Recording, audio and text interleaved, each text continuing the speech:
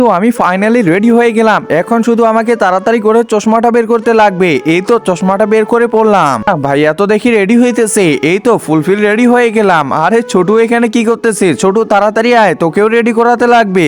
এখানে তো অনেক ময়লা পড়ছে, তাড়াতাড়ি পরিষ্কার করে নেই। এই তো আমরা দুজনে রেডি, এখন তাড়াতাড়ি চলো। ওই যে ওইখানে আমাদের স্কুটিটা আমাদের জন্য ওয়েট করে আছে, তাড়াতাড়ি উঠে পড়ো। এই তো আমিও উঠে পড়লাম, এখন স্টার্ট দিয়ে দিই, তাড়াতাড়ি চলো। কি ব্যাপার, এরা আবার এমন ভাবে রেডি হয়েছে কেন? কিছুই তো বুঝতে পারতেছি না। আরে বাহ, ছোটুকে তো দেখি অনেক সুন্দর লাগতেছে, আর ও অনেক খুশি হয়েছে।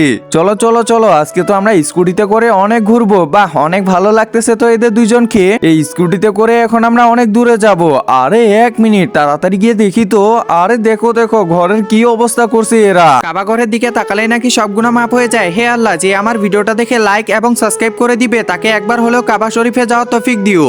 মনটা যে কি বলতেছে না, দাঁড়া এখনই এদের খবর আছে। এই রাজু, কি হলো মা? দাঁড়া, তোর আজকে খবর আছে, ঘরের কি অবস্থা করছিস? ওরে ছোটু, তাড়াতাড়ি চল এখান থেকে।